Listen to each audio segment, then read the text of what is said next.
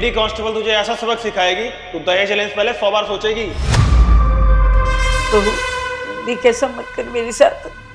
आगे आगे देख बुढ़ी हूँ क्या होगा तेरे साथ। इंस्पेक्टर साहब मुझे माफ कर दो, आगे से ऐसा कभी नहीं होगा।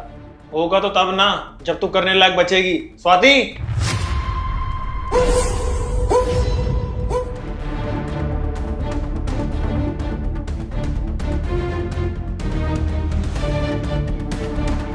सर एक बार फोन रिकॉर्डिंग ऑन करके बाहर आ जाओ।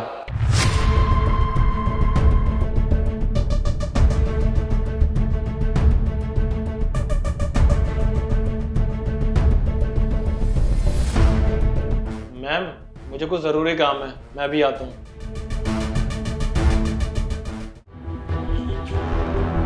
सर आप यहाँ पे?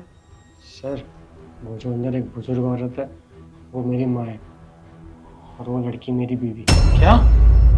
हाँ सर, मैं आज ही फौज से घर आया और जैसे ही मुझे पता चला कि ये सब हुआ है मैं फ़ौरन यहाँ चला आया।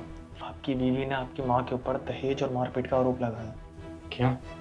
शिवानी की इतनी हिम्मत, इसको तो मैं बताता हूँ, चलिए अंदर। हाँ जी मैडम, तो फिर क्या करना है इसका? इंस्पेक्टर साहब इस औरत को ना जेल में डाल दो और ऐसा सबक सिखाना कि अगली बार किसी से दहेज मांगने से पहले ना 100 बार सोचे। ठीक है मैडम, पर जिनकी मम्मी है एक बार उनकी भी राय जान लेते हैं। सर अंदर आइए।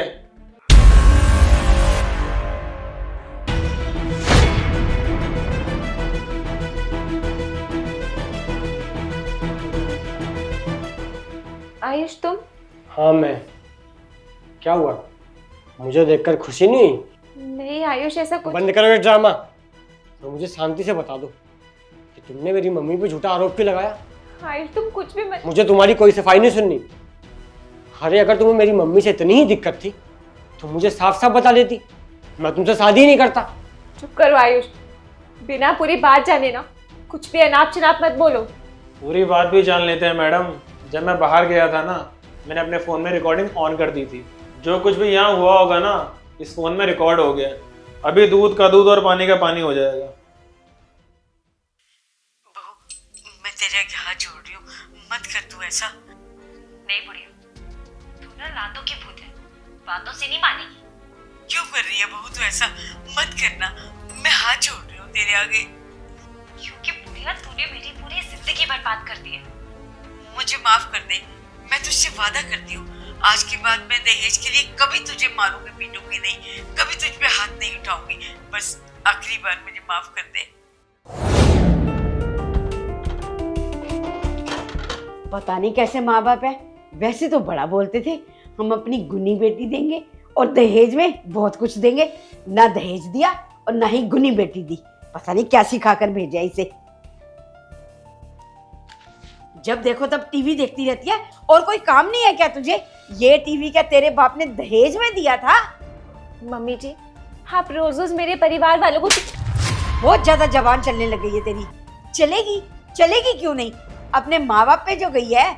जब दहेज देने की बारी आई तो उनके मुंह पे ताले लग गए और जब बेटी के गुण गिनवाने की बात आई तो कैंची की तरह जुबान चल रही थी उनकी। पता नहीं मेरे बेटे को कौन सी पट्टी पढ़ाई है इसने जो मेरा बेटा बिना दहेज के शादी करने के लिए मान गया।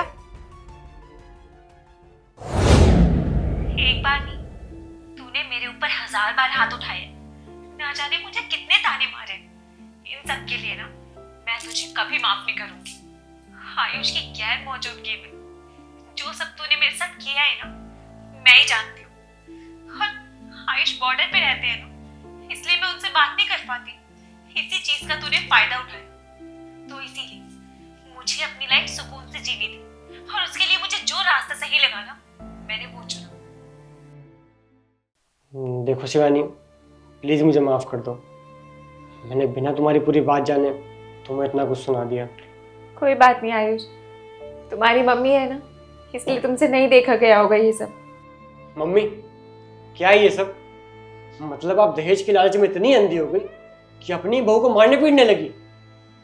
आपने एक बार भी नहीं सोचा कि अगर बाहर समाज में ये बात पता चलेगी तो हमारी कितनी बदनामी होगी।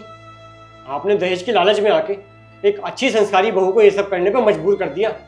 अब आप खुद बताओ, अब तो आप जेल जाने वाली हो, कहाँ मुंह दिखाओगी? देखो शिवानी, अपनी मम्मी की तरफ से मैं तुमसे माफ़ी मांगता हूँ।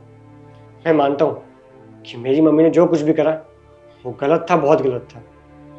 पर प्लीज़ एक आखिरी बार मेरी मम्मी को माफ़ कर दो, वरना मेरी बहुत बदनामी होगी समाज में। मैं तुमसे वादा करता हूँ कि आगे से मेरी मम्मी तुम्हें बिल्कुल मारेंगी पीटेंगी नहीं, तुम्हारा अच्छे से ख्याल रखेंगी। बस एक आखिरी बार हमारे प्यार के लिए सही, प्लीज़ मेरी मम्मी को माफ़ कर दो, बाकी तुम्हारी मर्जी।